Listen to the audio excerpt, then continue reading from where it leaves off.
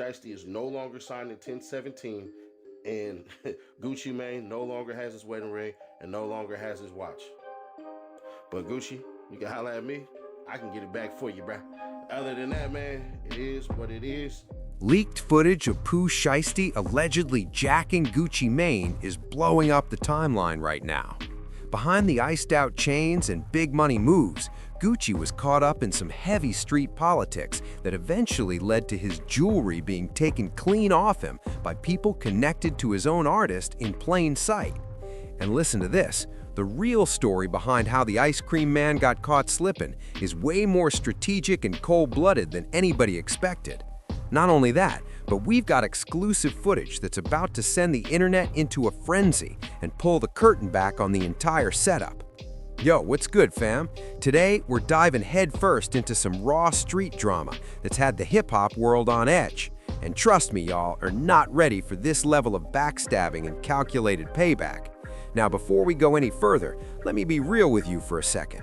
Social media has been on fire talking about Gucci Mane getting robbed, but most folks brushed it off as rumors or clout-chasing nonsense. But hold up, because we're about to separate fact from fiction, truth from cap, and walk you through exactly what happened last Tuesday night in Dallas, Texas. That was the night everything shifted for Gucci Mane and his 2017 Empire Forever situation. The rap boss was locked in, handling business inside his private studio, when his own artist, Pooh Shiesty, pulled up with a whole different type of energy and a crew that clearly came prepared. Now, don't get it twisted and think this was just a normal label disagreement over paperwork or royalties. Nah, this goes way deeper than contracts and numbers. This is about pride, loyalty, and street consequences. And here's where it really gets spicy. We've got exclusive security footage that shows every detail of what went down, and I'm saving it for the very end of this video. And before anyone starts side-eye on my sources, just remember I've been breaking street stories for years, and my record speaks for itself. When I say something went down, believe me, it happened exactly the way I'm about to tell it.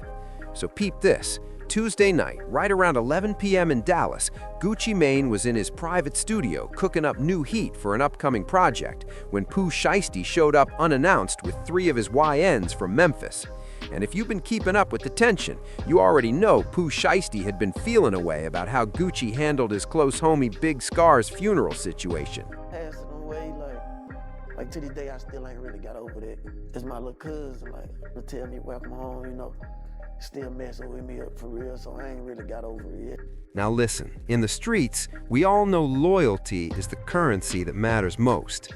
When one of your artists passes away, especially someone young and gifted like Big Scar, the expectation is that the label head steps up and takes care of everything. Funeral expenses, looking out for the family, all of it, no excuses. But with Pooh Shiesty, this situation hit different because he felt Gucci straight up disrespected his fallen brother's legacy and left his people hanging. Let me lay out the proof real quick.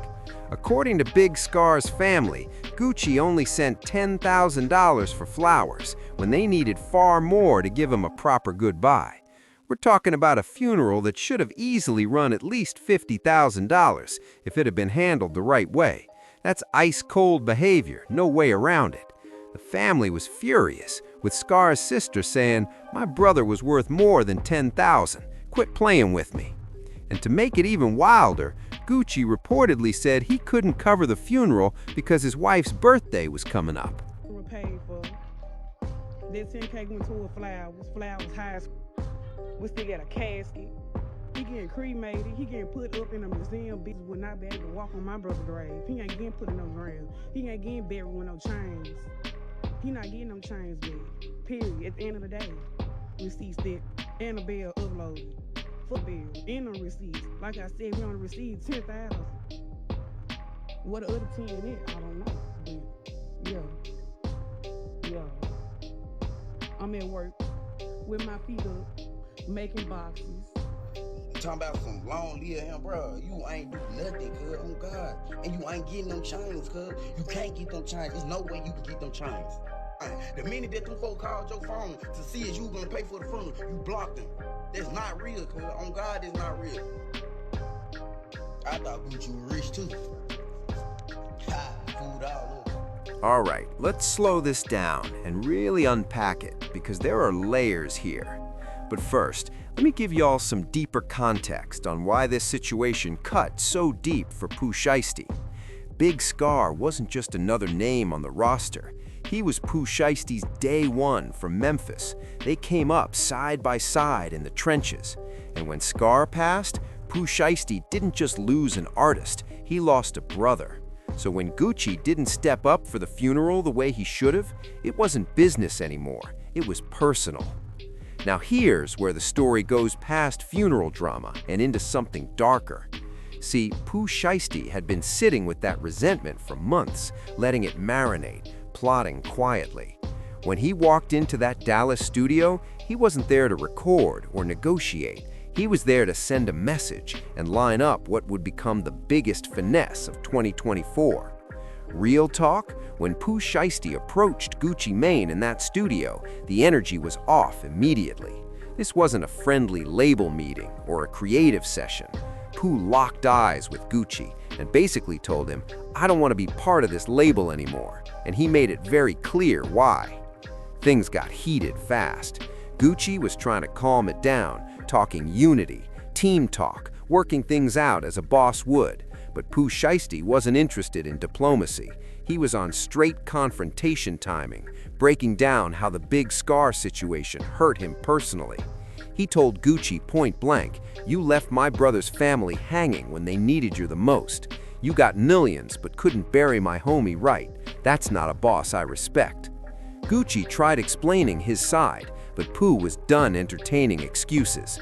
After about 25 minutes of back and forth, voices raised and tension thick in the room, Pooh Shiesty decided the conversation was over. He told Gucci straight up, "I'm out, and this is the last time we're ever talking." Then he grabbed his things and headed for the exit. But here's the part nobody inside that studio saw coming. Pooh Shiesty's YNs, his crash dummies from the Choa gang, were already posted outside in two separate cars. And this is where the whole chess move becomes clear. While Pooh Shiesty was inside, keeping Gucci occupied with that heated confrontation, his crew was outside getting locked into position. They knew the timing, they knew the exit, and they knew exactly what the play was once Pooh cleared the building. Now let me break this down for those who don't really understand how street operations work. Pooh Shiesty's crew, known as the Choa gang, has been active in Memphis for years. These aren't hanger-ons chasing clout. These are certified crash dummies who will execute any move for their guy without hesitation. In Memphis, the Choa gang name already rings bells. They've been running down on ops, taking chains, and making statements ever since Pooh Shiesty started seeing real money.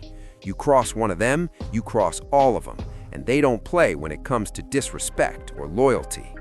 Here's the real kicker. The moment Pooh Shiesty left the studio and got into his car, his YNs moved like a trained unit. They ran up on Gucci Mane with heat out. No talking, no negotiating. This was a smash and go. First thing they took was Gucci's wedding ring, the one his wife, Keisha Kayor, gave him as a symbol of their bond. That ring alone was reportedly worth more than most people's cars, easily around $200,000 in diamonds and platinum. Then they stripped his Patek Philippe watch straight off his wrist, another easy $300,000. In under 30 seconds, $500,000 in jewelry was gone. But here's what really shook the industry. This wasn't random. This wasn't a crime of opportunity. This was planned, calculated, and executed with precision. Pooh Shiesty knew exactly what was going to happen the moment he walked out of that studio. The confrontation was the distraction. The real play was already waiting outside. And in the streets, a move like this isn't just about money. It's about disrespect, retaliation, and consequences. This was Pooh Shiesty making it clear that the Big Scar situation wasn't forgotten, and street justice was always on the table. SRT to be exact. You know, this the faster key. They come with black keys, but when you got this key, make the car fast. You unlock all the engine power. But you know, this my first track out. Been one bad. I got this on Gucci Mane's birthday. Like he gifted me this at his birthday dinner. The dinner was almost over. We leaving out. I'm thinking I'm finna go get back in my haircut. After the robbery popped off, Gucci Mane had no option but to cut ties immediately and drop Pooh Shiesty from 1017 Records. That relationship was clipped for good, no coming back. But the fallout had already spread everywhere. Gucci was now moving around without his wedding ring or his priciest watch, and the entire industry was whispering about how he got caught slipping. This whole situation also put a spotlight on some major security lapses in Gucci's camp. Like, hold up, how does your own artist's crew get that close to you in the first place? Where was the security when it mattered most? Those are the same questions every label executive is quietly asking themselves right now. That's when YouTuber Seti Nash caught wind of what really happened and decided to air it all out on his platform. Nash has been covering street news and hip-hop drama for years, and his sources stretch from Atlanta all the way to Memphis. And the moment he dropped that breakdown of the robbery, the internet went into a full meltdown. No longer signed in 1017, and Gucci Mane no longer has his wedding ring and no longer has his watch. But Gucci, you can holler at me, I can get it back for you, bruh. Other than that, man, it is what it is. Breaking news, breaking news, breaking news. Believe me, don't believe me, but y'all know when I break down street shit like this, I'm never wrong. Nash laid out details that nobody else was willing or able to touch. He broke down how Pooh Shiesty allegedly had the entire situation lined up from the jump. He explained how the crew moved with near military precision and how Gucci was caught completely off guard in his own environment. But hold up, here's the part that really matters. Nash was careful not to flat out pin the planning on Pooh Shiesty, because homie is still on probation, and even a hint of conspiracy could send him straight back behind bars. Shiesty still ain't forgave Gucci Mane on the way in which he handled the whole entire situation. See, what a lot of people don't know is that some things are unforgivable to some people. Pooh Shiesty, Scar's death is one that he could not forgive. So Pooh Shiesty has not been rocking with Gucci Mane at all since he got out. And as of today, Gucci Mane, Pooh Shiesty went their separate ways. But the details on how that happened, whew. Some fans in the comments were quick to say Pooh Shiesty had a direct hand in planning the robbery, but Nash stayed sharp and kept it calculated. He understands how this game works. You don't play with someone's freedom just to juice a YouTube video, no matter how crazy the story sounds. But let's be real, the streets already knew what time it was, and people immediately started choosing sides. Now, for those who aren't tapped into Memphis street politics, let me break this part down. Pooh Shiesty's Choa gang has had a reputation long before the fame and rap checks. They've been running down on ops, taking what they want, and making loud statements well before Pooh Shiesty ever blew up. This wasn't their first time being connected to a high-profile situation, and it likely won't be the last. Other artists started chiming in online, with some saying Gucci had it coming because of how he handled the Big Scar situation, while others felt robbing your former boss is a line you just don't cross. The hip-hop world was split straight down the middle. But listen, this situation goes way beyond a robbery or simple street beef. This is really about loyalty, respect, and how you treat people when they're at their lowest. Gucci Mane learned the hard way that when you don't show proper respect to your artists and their families during tragic moments, consequences don't stay hypothetical. This also shines a light on the darker side of label politics and how artists can feel exploited when personal loss enters the picture. When Big Scar passed, his family wasn't looking at Gucci like just a business partner. They expected him to move like family. And when those expectations weren't met, it created a rift that was never repaired. This shit about obituaries and flowers, boo. This shit ain't helping no obituaries and flowers, boo. 10K ain't shit. My brother was way more worth, baby. My brother worth more than 10K. Quit playing with me. Quit playing with me. Yeah, Gucci son 10,000, and it was a somebody else on another 10. So it was 20,000 in all. At the end of the day, this Gucci Mane situation isn't just about losing some pricey jewelry or getting clowned online. It's really about how power moves in the hip-hop industry and what happens when loyalty collapses between people who came from the same struggle. When you're dealing with street dudes who feel like they've got nothing to lose and everything to prove, you better move with respect at all times.